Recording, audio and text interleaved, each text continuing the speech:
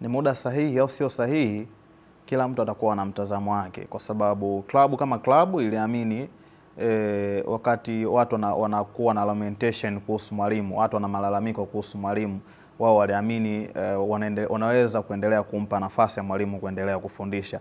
Lakini hiki ambacho kimekuja kutokea, kuvunja mkataba na mwalimu, ni kutoridhishwa na kile ambacho kimetokea. Na kila timu huwa ina taratibu zake. Kuna timu mabosi ama wale viongozi wa juu wa klabu ndo wanakuwa na nafasi kubwa ya kuamua, yani wao pressure yao ndo inaweza kuamua kiongozi ama kama ni kocha ama mchezaji anaweza kuondoka kwenye klabu ama akasalia.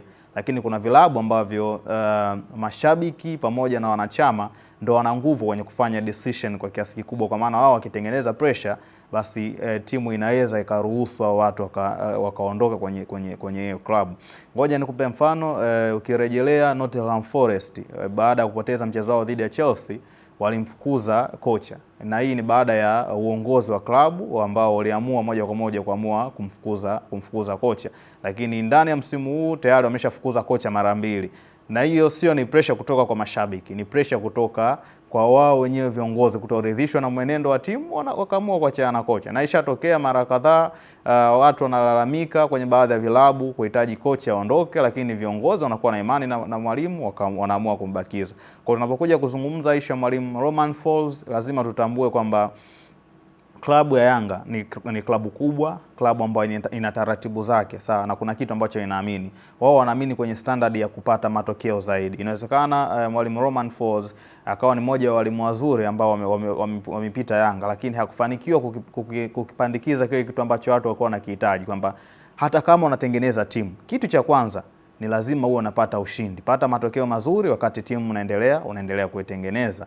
Lakini watu walikuwa wanafanya lamentation kwamba timu pamoja na kwamba imepata ushindi, mwalimu kaiongoza timu kwenye mechi 6 za kimashindano, amesare moja, amepoteza mchezo mmoja, ameshinda michezo 4. Hata kwenye hiyo michezo 4 ambayo ameshinda bado watu hawakuridhishwa na performance ya timu namna ambavyo imekuwa. Kwa hiyo kwa uongozi wa Yanga walichoamua ni kujaribu kukiepuka kile kikombe kilichokuta msimu uliopita. Wakati wanaachana na mwalimu Miguel Gamondi, tayari klabu ilikuwa imeshafuzu hatua ya makundi. Akaja mwalimu Sidi Ramovic, anakuja kuanza mechi ya kwanza dhidi ya Al Hilal Omdurman, anapoteza mechi ya pili pia anapoteza. Kwa nini? Kwa sababu walimleta mwalimu katikati ya mashindano. Kwa hiyo walichofanya Yanga ni kuamua kujaribu kujiondoa kwenye kile kilichowakuta msimu uliopita, kwa maana wanaamini wakipata mwalimu ambaye anaweza akaichukua timu kwa muda huu, basi itakuwa ni rahisi kwa yeye kuweza kutrain timu wakaenda kwenye hatua ya group stage. Swali la kama ni wakati sahihi ama sio wakati sahihi kumuondoa mwalimu Romain Folz, mimi naamini haukuwa wakati sahihi, kwa sababu yes, watu watazungumza timu ilikuwa icheze vizuri, timu ilikuwa haifanyi hivi, lakini kwenye mechi 6 mwalimu amepata sare mchezo mmoja, mwalimu amepoteza mchezo mmoja, ameshinda michezo 4. Kwa mimi naamini bado yeye alikuwa ni miongoni mwa walimu wazuri ambao tukirudi kwenye takwimu bado timu ilikuwa inaonekana inacheza vizuri. Kwa lakini huko wenyewe viongozi wanaangalia maendeleo ya klabu, labda waliona hawezi kuwafikisha pale sehemu ambao wao walikuwa wanahitaji. Kitu tunachojaribu tu kujiuliza, what if Yanga angekuwa ameshinda goli 2 ama goli 3 kule Malawi? Tungeona thank you ya kocha Romain Folz au ama amefukuzwa kwa sababu baada ya kuwa amepoteza mchezo mmoja? Hii ni kitu ambacho najitahidi sana kujiuliza. Lakini kuna sehemu ambayo watu wanatakiwa waizingatie. Mara nyingi tunafukuza makocha kwenye hivi vilabu hasa vya Simba na Yanga kwa pressure kutoka kwa mashabiki bila kutambua wao wenyewe walikuwa wanahitaji nini. Kwa sababu hauwezi kuenda kumfukuza mwalimu, timu imepoteza mchezo mmoja na watu walishalalamika kwamba hawamtaki mwalimu. Lakini kitu ambacho viongozi pia wanazingatia ni kwenye mpira wetu, shabiki ndo mtu wa mwisho, yani ndio mteja wa hiyo biashara ya mpira. Kwa maana ya yeye ndo atalipa gate collection, yeye ndo atanunua jezi, yeye ndo atalipa kadi ya wanachama, yeye ndo ataenda kulipia visimbuzi vya kampuni zinazoonyesha mechi zenu ili aweze kuangalia kampuni ambazo nyinyi mmeingia nazo, pia mmeingia nazo mkataba. Kwa hiyo walichojaribu kuangalia uongozi wa Dar es Salaam Young Africans ni namna ya kuwaheshimu mashabiki pamoja na wanachama na wapenzi wa klabu yao, kwa maana hawa ndio watu ambao wana mchango kiasi kikubwa kwenye uendeshaji wa hiyo taasisi.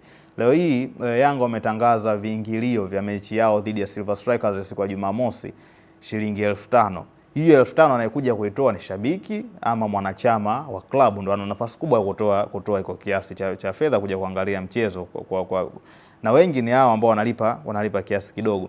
Kwa ukijaribu kunote hapo utaona inawezekana kweli mwalimu Romain Folz alikuwa ni mwalimu sahihi kuendelea kubaki Yanga, lakini wameangalia pia faida ya kibiashara zaidi, klabu namna ambavyo itaweza kugain mapato. Ukitaka kujua hilo, hivi vilabu vinaingiza sana mapato kipindi ambacho vinafanya vizuri. Watu watanunua sana jezi, watu wataingia sana uwanjani, watu watalipia sana kadi za wanachama, watu yani kila namna ya biashara, mbinu ya biashara ambayo utafanya ili klabu iweze kunufaika, watu watakuwa wanaitikia kwa sababu timu inafanya vizuri. Lakini ni kawaida kuona hizi timu hazifanyi vizuri ama hazipati mapato makubwa kipindi ambacho zinafanya vibaya. Watu hawaende sana kuitazama mechi zao, watu hawanunui jezi kwa kiasi kikubwa. Idadi ya watu ya wanachama kuchangia kadi pia inapungua kwa sababu kunakuwa na ile hali ya kutokuwa na furaha. Kwa hiyo kwangu mimi I think uongozi umefanya maamuzi sahihi kwa kuzingatia vitu vingine tofauti na vile ambavyo wengi wanajaribu kuviangalia katika eneo la pitch. Kocha Patrick anavyo vigezo vya kuwa kocha mkuu. Hilo ni swala la kwanza. Lakini pia tukumbuke Yanga kwa misimu hii minne ambao wamefanya vizuri hawajawahi kukwama eneo la walimu, kwa maana mwalimu anayetoka wakimleta mwalimu mwingine anaweza kuwaendeleza kwenye mazuri ambayo yalikuwa yameshaanzwa na mwalimu aliyepita. Rejilea anatoka Nasreddine Nabi, anakuja Miguel Gamond, bado timu ilifanya vizuri sana kwa ndani. Ametoka mwalimu Miguel Gamond, ameletwa Sidi Ramovic, kwenye ligi ya ndani alikuwa anafanya vizuri sana. Kaondoka yeye mwalimu Milud Hamdi, mpaka amekuja amechukua ubingwa wa FA, amechukua ubingwa wa ligi. Kwa hiyo sidhani kama inaweza kuwa ni sehemu ambayo viongozi wa Yanga inaweza ikawa inawatatiza sana. Issue yangu kubwa ama sehemu ambayo naweza nikapatwa na wasiwasi ni namna ambavyo timu itaenda kucheza kwenye mechi za CAF kipindi ambacho amebadilisha mwalimu. Kwa sababu unajua kubadilisha mwalimu inaweza ikawa na faida na hasara. Faida zake ni kwanza, kila mchezaji anaamini ana nafasi ya kuonyesha kile alichokuwa nacho kwa mwalimu mpya ili aweze kumshawishi. Kwa hiyo timu itakuwa inacheza kwa morali, hata kwa wale ambao watakuwa wamepata nafasi kwenye kikosi, wanahitaji kumuonesha mwalimu kwamba hii nafasi ulionipa haukukosea, ulinipa mtu sahihi. Kwa ndio maana mara nyingi timu zinapobadili walimu huwa zinafanya vizuri kwenye zile mechi za mwanzo. Lakini timu inaenda kwenye mechi za klabu bingwa barani Afrika, tunaamini unaenda kukutana na mechi ambazo ni ngumu kwa sababu zinahitaji upate ushindi ili uendelee kujihakikishia kwenda hatua inayofuata ama ujiweke hatua kwenye hatua nzuri kama kwenye mechi za hatua ya makundi. Kwa hiyo nadhani kwa ndani siwezi kuwa na wasiwasi wote. Hata wakiamua kuendelea na mwalimu Patrick Mabedi, bado Yanga utaona wakiwa wapo kwenye mbio za ubingwa. Lakini kwenye mechi za kimataifa, kwa maana klabu bingwa barani Afrika, huko ndio sehemu ambao wanaweza wakaenda kukutana na ugumu wa namna yake. Kuingiza mwalimu katikati ya msimu, kwa sababu tunaelekea mwezi Novemba na Disemba, hapa dirisha dogo linaenda kufunguliwa.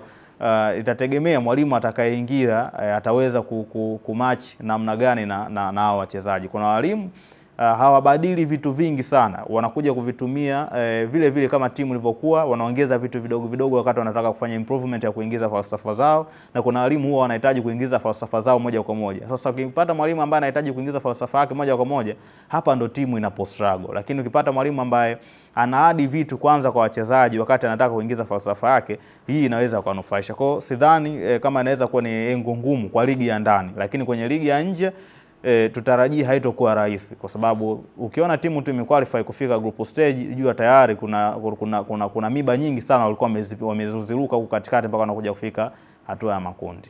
Singida Black Stars wanaonekana msimu huu kidogo wamekuwa hapo serious, sio kidogo, yani msimu huu wanaonekana wana malengo ambayo wenyewe wamejiwekea ya kufanya bora zaidi ya misimu waliokuwepo kwenye ligi, kwa maana wanatamani wafike group stage ya kombe la shirikisho barani Afrika, wajiwekee historia na wao kwamba wamefika group stage.